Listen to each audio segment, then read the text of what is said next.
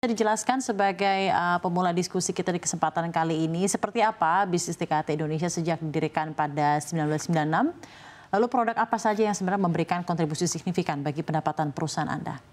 Oke, DKT Indonesia adalah bagian dari DKT International. It's a part of DKT International yang bergerak di social marketing. Khususnya kita punya misi sosial, bagaimana caranya meningkatkan ketersediaan alat kontrasepsi atau KB gitu ya kalau kita sebut di Indonesia. Jadi kita misinya adalah bagaimana caranya KB itu bisa menjadi ada demand-nya atau permintaannya gitu ya. Social marketing kita sebut. Jadi kita meningkatkan permintaan untuk kategori KB agar berdampak terhadap sosial. Jadi yang kesebutannya social marketing. So kalau kita sebut banyak sekali metode KB yang bisa dipilih oleh masyarakat Indonesia dan hampir semua metode tersebut DKT International atau DKT Indonesia kita membawa pilihan-pilihan metode KB yang bisa dipilih oleh masyarakat sesuai dengan kondisi kebutuhan mereka dan kondisi gaya hidup mereka. Contohnya yang paling berkontribusi besar terhadap DKT bisnis adalah kita punya namanya kondom, pil KB, suntik KB. Jadi itu adalah tiga kategori terbesar dan juga termasuk adalah IUD dan implan. Nah, banyak sekali metode ini memang membutuhkan edukasi kepada masyarakat. Apa sih KB IUD misalnya, apa itu KB pil KB, bagaimana caranya saya bisa pasang IUD di mana, itu semua banyak sekali pertanyaan dari masyarakat tentunya dan juga dari setiap metode tersebut mereka memiliki karakteristik masing-masing sehingga apabila kita mensosialisasikan ini kepada masyarakat kita harapkan penetrasi penggunaan KB itu akan meningkat. Oke, itu sejak tahun 1999, isu-isu yang selalu dikerahkan oleh social marketing organization Anda dan bentuk dari toolsnya adalah kontrasepsi, IUD dan juga pil KB. Baik. Dari pandangan Anda, dari pandangan institusi Anda, bagaimana kesehatan reproduksi di suatu negara ini memiliki dampak positif untuk pertumbuhan ekonomi yang ada? Ya, kalau kita lihat dari kesuksesan atau kesejahteraan suatu negara gitu ya, atau suatu bangsa itu tidak lepas dari memang kesejahteraan keluarga. Gitu ya, kesejahteraan keluarga itu sendiri. Jadi keluarga itu ibarat negara kecil. Jadi kalau kita bisa membuat sebuah keluarga itu sejahtera, secara ekonomi mereka juga baik gitu ya, secara kesehatan juga mereka bisa thrive gitu kalau kita sebut ya, bisa hidup gitu. Jadi istilahnya kalau kita bisa merawat suatu keluarga, maka otomatis negara juga akan bisa sukses lah, istilahnya berhasil. Jadi ya kita mulai dari unit terkecil, yaitu keluarga. Untuk itu kita DKT benar-benar berusaha untuk menyediakan berbagai pilihan KB tadi melalui semua fasilitas layanan kesehatan. Kita juga bekerja sama dengan BKKBN, dengan sekarang Kemenduk Bangga ya, dan kemudian Kemenkes untuk pengadaan-pengadaan yang memang dirasa sangat penting, urgent dalam skala besar. Contohnya kondom, IUD itu memang pengadaan utamanya masih memang disediakan oleh DKT Indonesia. Baik, jadi masih bekerja sama dengan manufacturing yang ada gitu ya? Iya, kita bekerja sama. Jadi gini, kita pengadaan DKT Indonesia ini kalau ada manufacturer di lokal kita pasti akan bekerja sama dengan pabrik di lokal, manufacturer lokal. Tapi ada satu dan lain hal, misalnya IUD contohnya. Indonesia belum punya capacity atau kemampuan untuk produksi untuk manufacture IUD.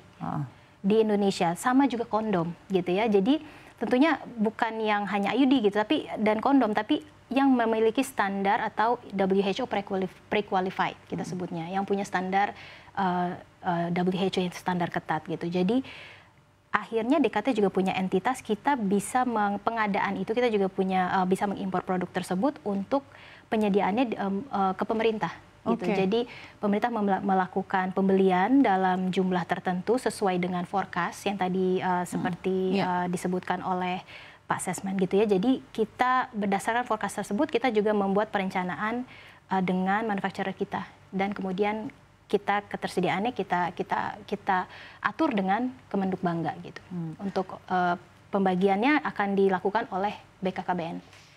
Baik, terhadap sektor kesehatan masyarakat di Indonesia, seperti apa sih sebenarnya kontribusi dari industri farmasi reproduksi atau kontrasepsi ya? Contohnya seperti DKT Indonesia. Oke, jadi di Indonesia kesuksesan KB itu tidak lepas dari public dan private sector collaboration, gitu ya kita sebut. Jadi gini, pengadaan memang sebagian metode kontrasepsi dilakukan oleh pemerintah. Pemerintah ikut berkontribusi terhadap pengadaan agar distribusi alat kontrasepsi merata. Tapi peran private sector di sini ada sangat penting, di mana kita juga membantu pemerintah untuk menciptakan permintaan kampanye tentang KB itu sendiri, sehingga KB ini menjadi sesuatu yang diinginkan oleh rakyat secara volunteer. Tadi end up-nya atau akhirnya visi yang kita inginkan adalah bagaimana masyarakat bisa KB mandiri. Jadi KB mandiri itu artinya satu, masyarakat punya kesadaran bahwa dia membutuhkan KB dan produk kontrasepsi.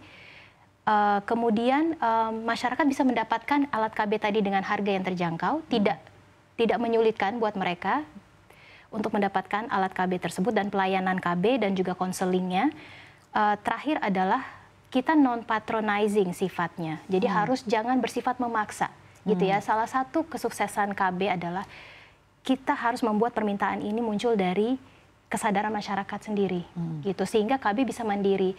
Tapi selama masyarakat juga tidak diedukasi, tidak memahami kenapa pentingnya itu KB, alat KB apa yang saya butuhkan, metode KB apa yang tepat untuk saya, maka akan sulit KB itu akan menjadi mandiri, gitu ya. Jadi faktor-faktor itu yang sangat menentukan, dan betapa peran swasta di sini juga cukup penting ya, terutama untuk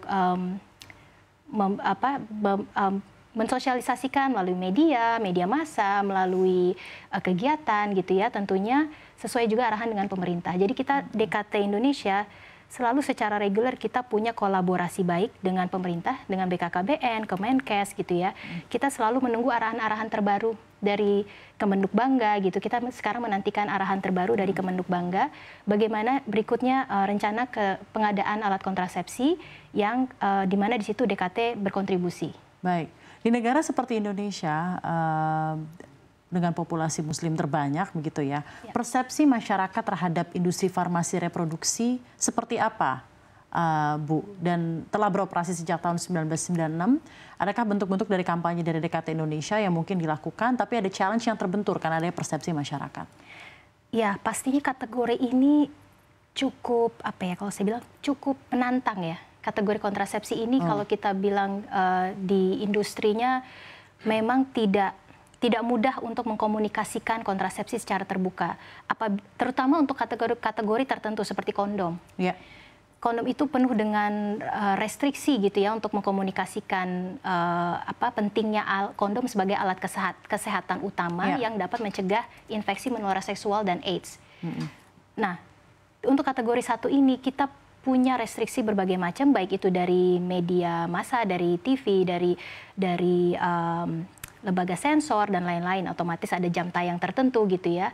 Bahkan terkadang kita disamakan kategorinya dengan kategori rokok gitu ya, jam tayangnya gitu. Padahal ini adalah alat kesehatan gitu. Jadi itu adalah salah satu tantangan terbesar kita. Nah, bagaimana caranya kategori-kategori ini tidak terstigma bahwa ini kategori yang punya hal yang negatif, padahal ini adalah alat pelindung.